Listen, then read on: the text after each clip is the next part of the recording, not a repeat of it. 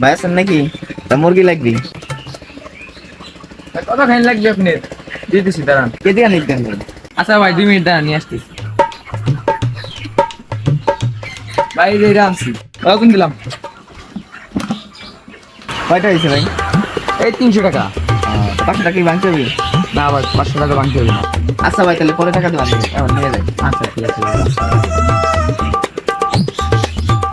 রে ও বাকি মুরগি নিল, তাই আমি নিয়ে আসি।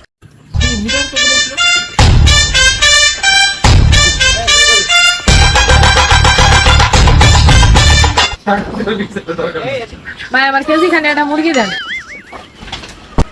এই যে নিয়ে আইছি। এই যে নিন। কখন দিলাম?